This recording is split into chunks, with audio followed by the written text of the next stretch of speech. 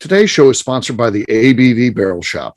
The ABV Barrel Shop is located in the St. Louis metro community of Arnold, Missouri, and is the world's first single barrel only liquor store. This business is owned and operated by Steve Akeley and Jim Fosnot. Head over to abvbarrelshop.com to sign up for their email and text distribution list. That way you'll know what they have in stock, what classes are coming up, and what barrel picks they have in the works. We are also sponsored by The Bar to Go. The Bar to Go offers a fully customizable carrying case that allows you to take your favorite distilled spirits or cocktail ingredients with you. Whether you're looking for yourself, a customized gift, or logo items for your business or event, The Bar to Go can help. Check them out at thebar2go.com. Use the number 2 when you type out The Bar to Go. Did you know Neely Family Distillery now ships its popular distilled spirits directly to you? To order, simply call 859-394-3258. Tell them the ABV Network sent you. And now, on to the show. Let's drink!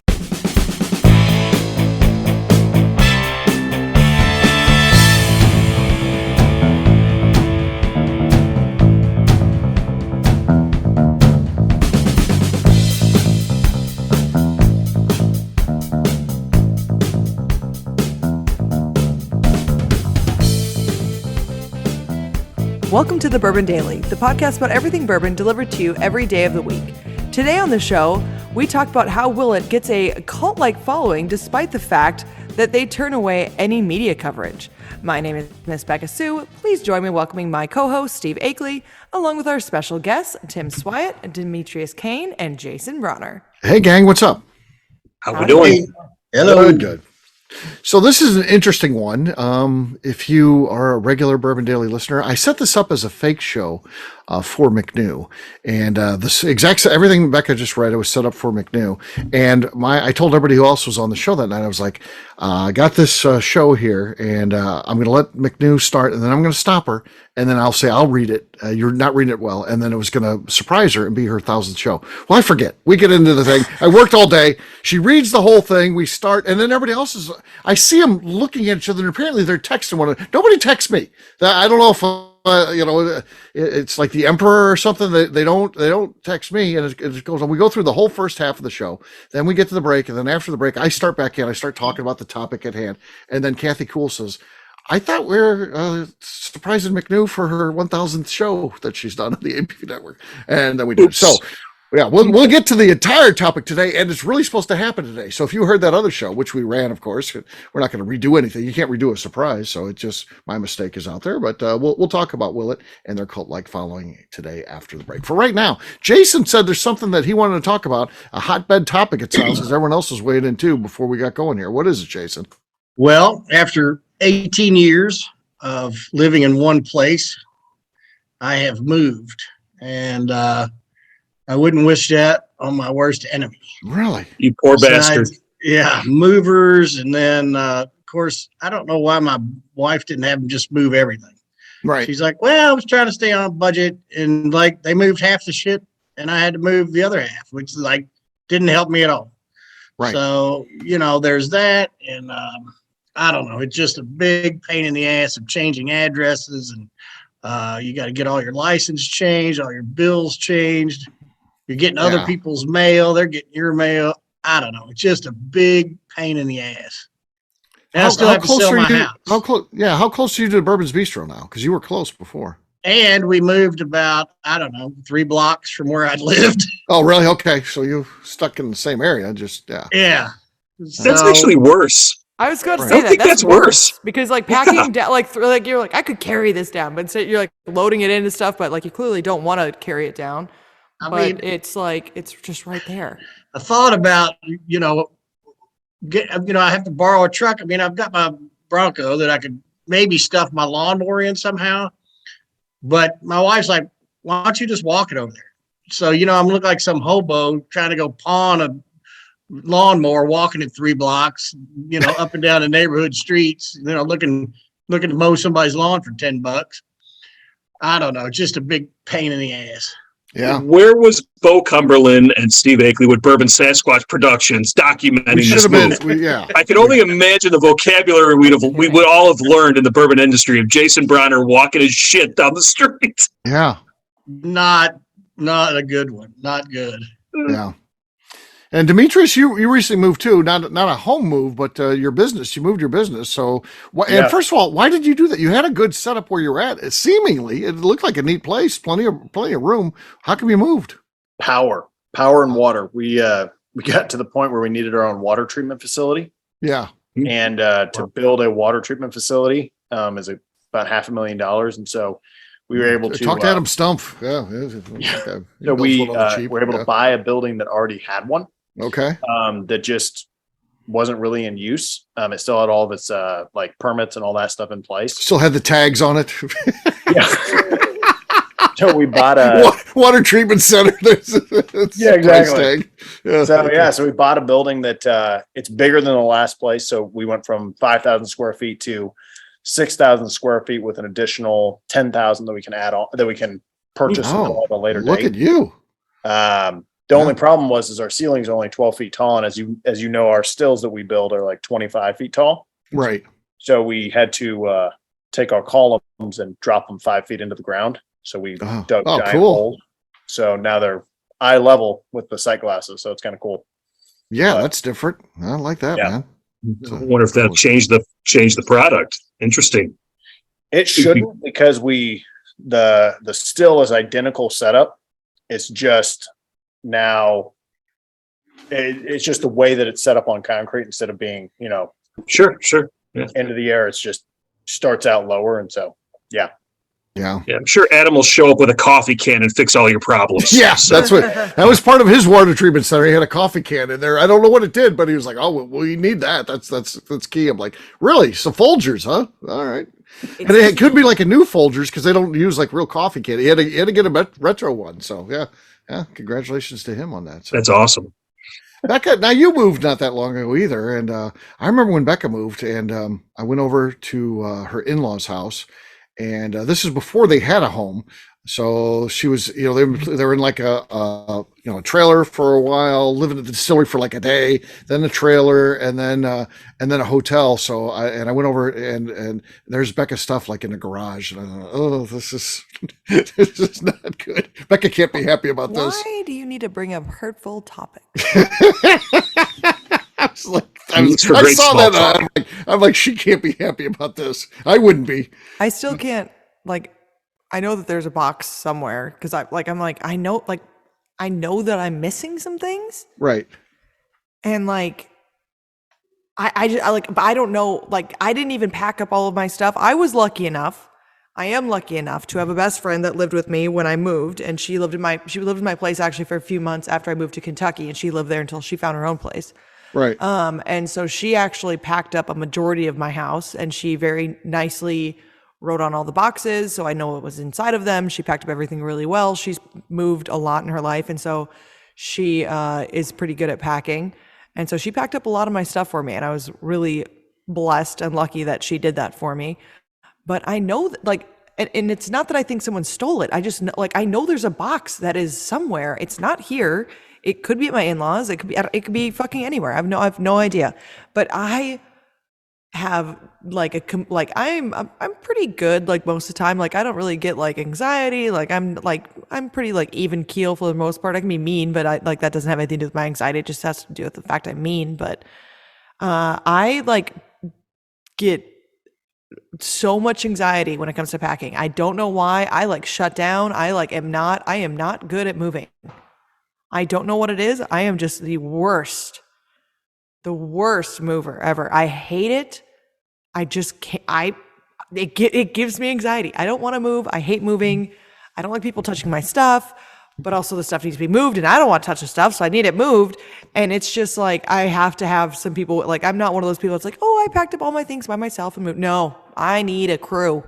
I need a crew with me to help me move all my shit. And I need assistance when I'm moving all my shit. And it just it just absolutely stresses me out. I feel like I'm getting better at it now because I've done it a few times, but it's still, goddamn, I fucking hate moving. It is the worst thing ever. I'd rather just buy all new things, right. Which I did actually sell quite a few things from my house and gave away a lot of them too, just so I wouldn't have to deal with them. I also knew that they were going to be in some sort of a garage or some sort of thing like that. And so I got rid of a lot of my big items because I didn't want mice to get in them.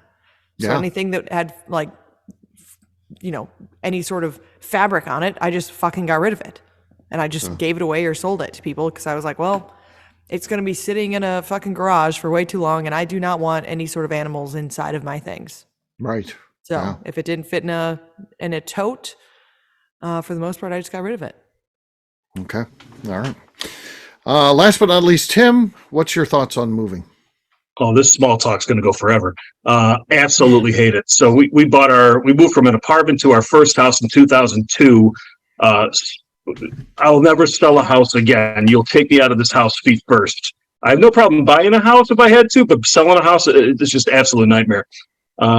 We ended up moving 6 26-foot U-Haul trucks ourselves and had movers move 2 other ones because we just have so much crap. But it's all the whiskey. It's all that we do consignment stuff on the side so all our kids' clothes we turn around and sell too as well. So you keep all that over the years. It's just so much stuff. I think we took this in my most recent memory. That's the last 2 full week vacation I've taken was to move from our both my spouses and I jobs was to move. I lost 24 pounds. I had a physical right after that. Doc is like, this is the best shape you've ever been. Whatever you do, keep on doing. And I knew mean reversion is a vicious bitch. So once you stop moving like that and hustling like that, it's all going to come back to you. And then you got to rebound back to equilibrium. So, you're going to carry me out of this house feet first. Once I get these kids through college, I got 3 kids and I'll be trying to put 3 kids through college. I could have 3 other nice places if I wanted to, but nope, invested in the future of America and calling it a day. So we will never move again. Really? Jason, that one struck a nerve. That brings back hurtful memories. Hurtful memories. Okay. Sounds like with everyone. Yeah. It sucks. All right, gang. Well, guess what? It is time to drink. What is everyone drinking? Let's start with Tim this time. Tim, what do you got? I'm keeping with the theme here. I'm gonna finish off should be a Willett 12-year-old bourbon bottle, 67 out of 113, coming in at 117.8. Okay. There's no Cork Pop. I'm not even trying, so don't even think about it. All right, Beka, how about you? I'm gonna pop open. I'm gonna do some Old Monroe from Stumpy's. I've got the Legends pick, which is fantastic. Like, this is half gone. Yeah. This thing is fantastic. We've been taking pours of this a lot. So let's see what it does. Okay. That was very good. Now, the noise before that, Tim, you're going to have to investigate that when this comes out. I didn't know what I heard there. I heard something. It sounded juicy. There was some extracurricular activity. Even with my mic muffled, my speakers are clear. We were going to have to investigate. We're going to investigate that. So, yeah, do a full report. If you're in the ABV Network Crew Club, Tim will have a breakdown of what just happened there. It's right before Beka's Cork Pop there. So I don't know what happened, but someone crapped themselves. All right. Jason, how about you? I'm going off the board just to try to win the goddamn Cork Pop. I don't think I've never won. Yeah, so you could have won the first one tonight, but you screwed up. All right, what do you got? Some Sonoma County wine. Okay, he's doing wine. I'm good. You're not pulling all the stops out. I got to win this thing. Here we go. Okay, yeah, that was your best Cork Pop ever. That is Jason's pulling out all the stops, and it is not that impressive. Oh. So he tried to go full Heidi and failed miserably. That's just what it is. For wine, and that failed. Yeah, he went for wine. So yeah. I think it's the Catholic in me. I like drinking wine on Sunday, but I don't go to church. I don't know what the deal is. Okay. Beka's got the lead, right? I think. I forget. I lost her. Yeah, okay. Beka's got the lead. Demetri, you're next. What do you got? So I'm drinking my stuff. Okay.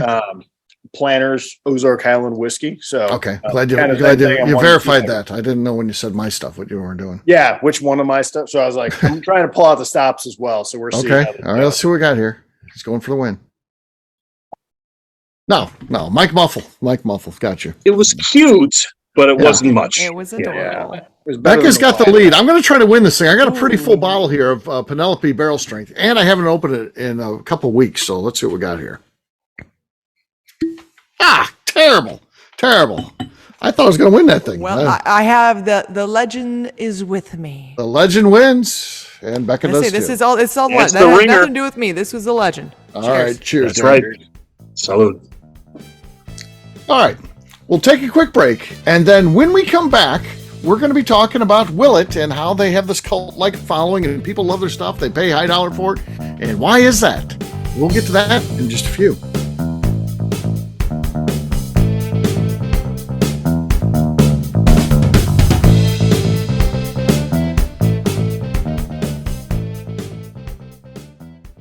Let's talk about the people who make these shows happen. First up is the ABV Barrel Shop.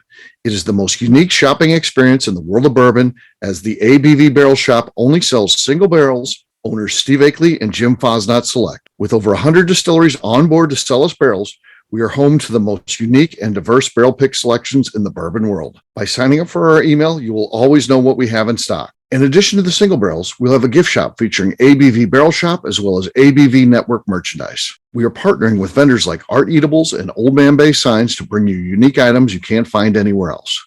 We will also have a 24-seat classroom where we are offering educational and fun classes like Breakfast and Bourbon, a series where we pair donuts and bourbon, customer barrel picks, and opportunities to learn from master distillers and other bourbon dignitaries. Best of all, we feature a tasting bar where you can try before you buy. All of this is located in the St. Louis metro community of Arnold, Missouri. If you are in the St. Louis area, please stop by to say hi. If you're traveling in from outside the area, please take advantage of our hotel rates with the Drury Inn and Pear Tree Inn, less than a mile from our shop. This can be done via the links in our Visit St. Louis section on our website. Head over to abvbarrelshop.com to plan your trip. The ABV Barrel Shop. It's where single barrels live. Hi, this is Steve Akeley, owner of the ABV Network. We're sponsored by the Stave and Thief Society. This is where you, a bourbon enthusiast, can expand your knowledge and emerge a bourbon steward. In 2017, I completed my Executive Bourbon Steward certification. It's the most comprehensive bourbon certification program available and connects you with an expansive network of bourbon enthusiasts and professionals. Check out the full listing of in-person and online certifications and join the society today by enrolling at staveandthief.com. Okay, let's talk about the Neely Family Distillery. In 2018, I met Royce Neely at an industry event. He started appearing on our shows, and we became friends during my frequent trips to Kentucky. Today, he is amongst the leaders of young distillers leaving their mark on the bourbon industry. A visit to Neely Family Distillery yields insight on their unique family history, why their products are special, and gives you the opportunity to taste their whiskey, moonshine, and creams. Check them out at NeelyFamilyDistillery.com or visit them in Sparta, Kentucky.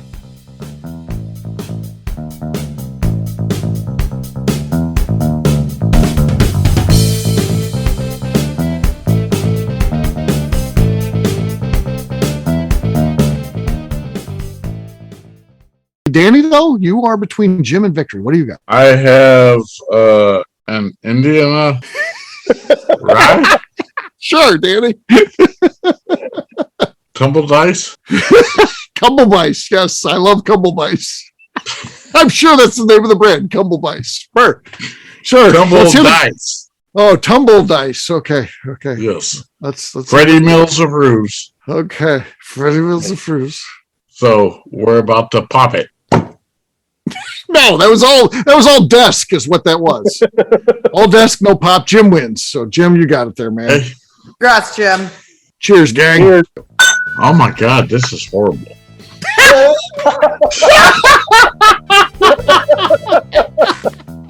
Welcome back to the Bourbon Daily. Today we're talking about Willett.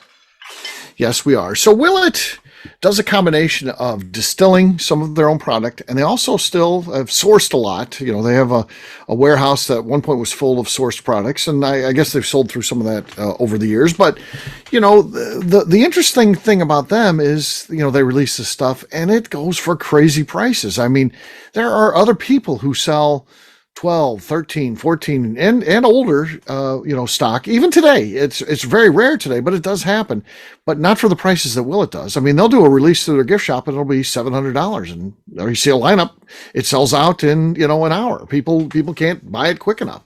So And why do we think this is? Because the weird thing about Willett is they'll never come on a podcast. I mean, they'll never do any sort of interview for, a magazine or anything like that. They don't do anything in terms of media. They do nothing to promote their brand, but still, it doesn't matter. And maybe that's the reason why people have this interest. They don't know enough about them, and there's this mystery. Whatever it is, whatever's happening, it's working. But why do you guys think that is? Well, Jason, who has any idea? We all seem to be, dumbfounded. Jason, you have a source brand yourself.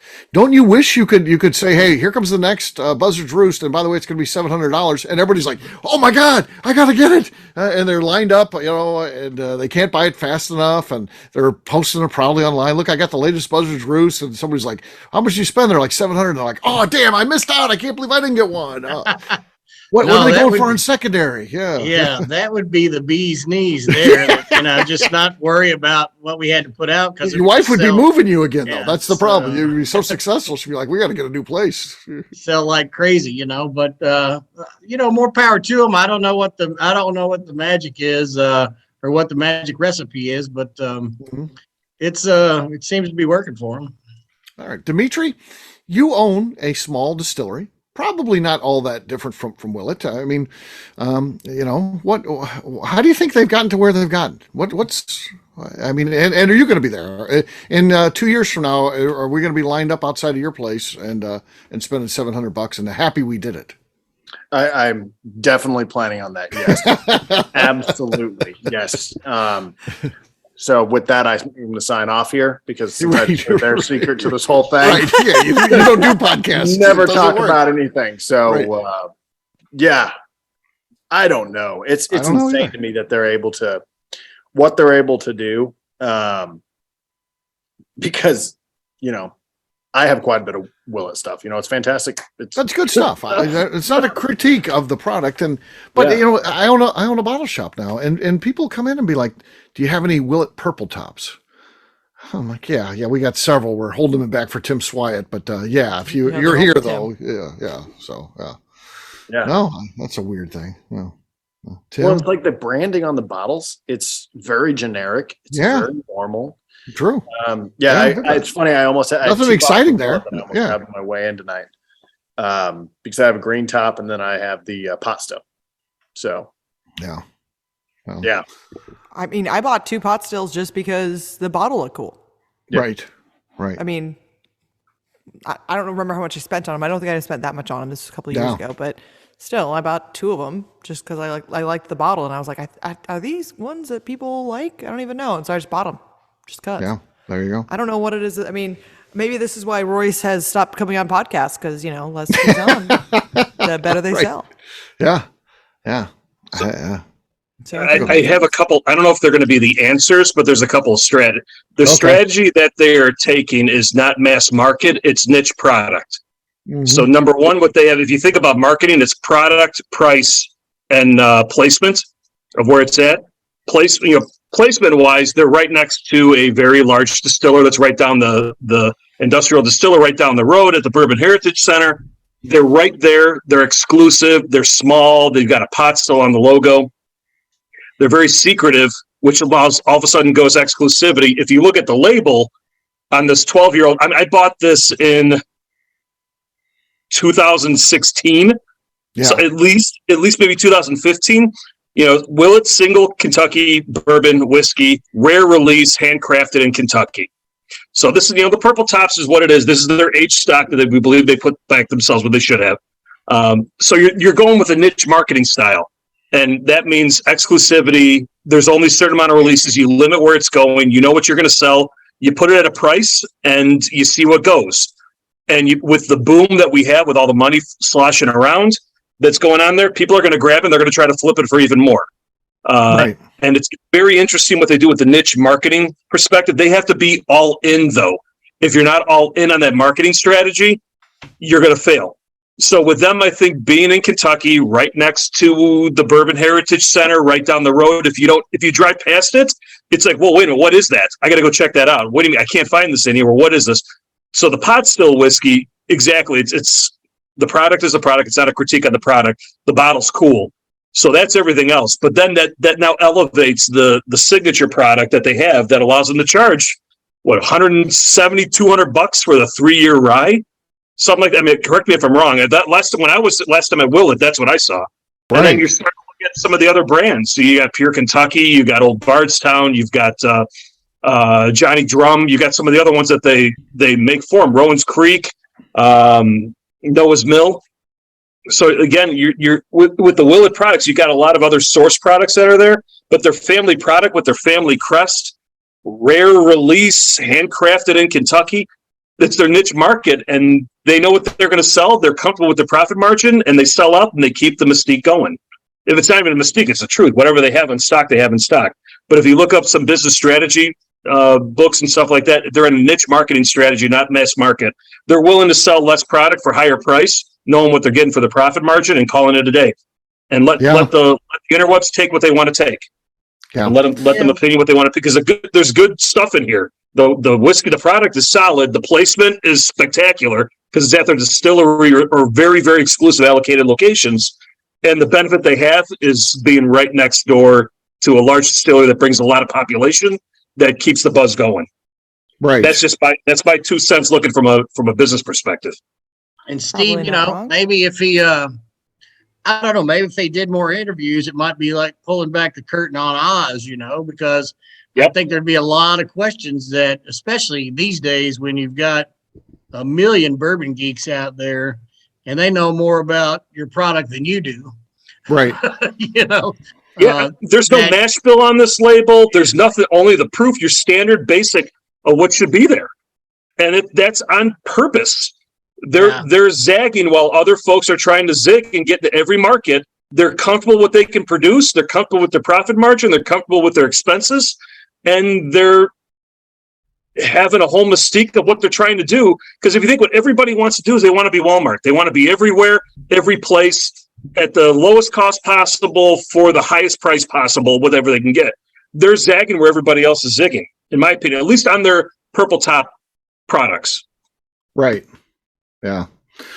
Anything else anybody wants to say about this? And of course, Tim brings up a good point too, and Beka knows this, with Royce, and I'm sure Demetri knows this as well. Selling out of your gift shop, that's ideal. And Willett's created a situation where you're compelled to go to the distillery, you're compelled to buy it directly from them, and we know that Willett wins with that. So that's a good thing for them, and it's just smart business because the profit margin is higher when you're selling it out of the gift shop versus going through the normal retail distribution channel, which then cuts into your profit margin. So, Well, with the rules changing too, because I know when I bought this bottle here that's been sitting around, I've been milking this thing forever. Willett had to go buy it back from their distributor, and then had to mark up from there in order to do something. Now those rules have changed, where the distiller can distribute direct, correct, from Kentucky through the gift shop. Through the gift shop, yes. Yeah, through the gift shop only. So that's even more in the benefit of the distiller, which is good business practice. That's just good business for everybody. Right. Oh yeah. So there you go. There is. I don't know that we have answers there, but that's certainly what goes on with Willett. We don't know, and probably you don't know either, because it's just crazy. So it's a mystery. It is a mystery. So there you go. All right. Well, we'll wrap this one up as we always do by talking about where people can find us. Demetri, we'll start with you. Where can people find you? You can find me on Instagram and Facebook at Demetri Kane, as the C. And you can find me also at Nobleton's on Facebook and Instagram. All right, Jason. I am the Bluegrass Bourbon Baron on Instagram. Still not used to that. No, Still not used to that. You can look at Buzzard's Roost and Bourbon's Bistro on all the platforms. Okay. Tim.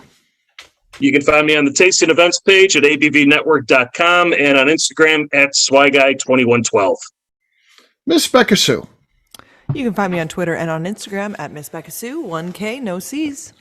All right, for me, I'm an easy guy to find. I'm at Steve Akeley on Twitter, Instagram, or Facebook. I've got a website, steveakeley.com. We've also got a company website. That thing's abvnetwork.com. Check it out because everything that we do is out there.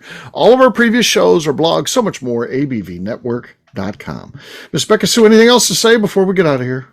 I'd just like to remind the audience to please give us a 5-star review that includes comments. It helps new people find the show, which is very important to us. If you like what we're doing, we ask you please visit the Patreon page at patreon.com/the ABV Network. All right, great job today, gang. Farnance will have a brand new show for you tomorrow. Looking forward to that. Until then, take care, everybody. See ya. Bye. See ya. Cheers. Peace.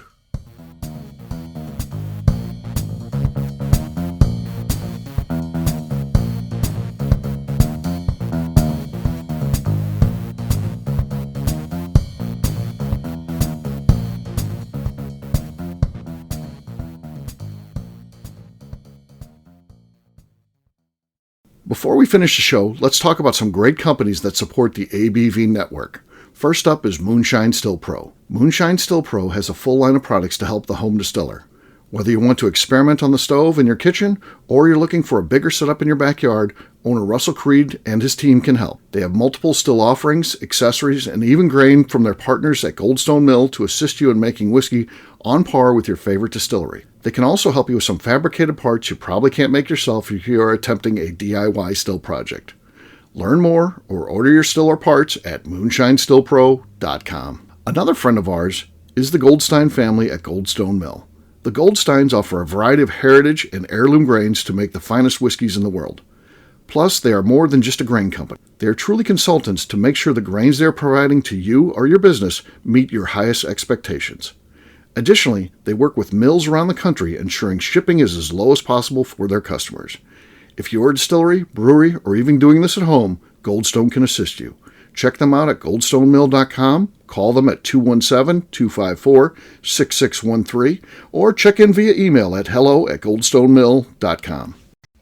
Last but not least is the ABV Barrel Shop. While we don't get to play in the allocated bourbon game because we aren't selling the other products you have to do to get those, we do have access via our friendships in the bourbon industry to some really cool stuff. Have you ever seen your favorite craft distiller selling some really cool limited offerings only in their gift shop? I'm talking things like the Hazmat offering Distillery 291 did for their 10th anniversary, or Neely Family Distillery's Papaw's birthday barrel. They don't have enough of it to send it out to distributors, so they only sell it via their gift shop. Well, companies like Distillery 291 and Neely Family Distillery have agreed to sell us 2 or 3 cases of these offerings moving forward, meaning our store will have the access to some of the rarest whiskeys in the world. Way more difficult to come by than the allocated bourbon offerings with a national release. Yes, they will be extremely tough to come by, but if you're a customer of our store, you'll have a chance to get them. Get signed up for our email or text list over at abvbarrelshop.com so you don't miss out. The Bourbon Daily is part of the ABV Network. For more information or to become a sponsor, please visit abvnetwork.com. Thanks for listening and cheers. This has been a Steve Akeley production.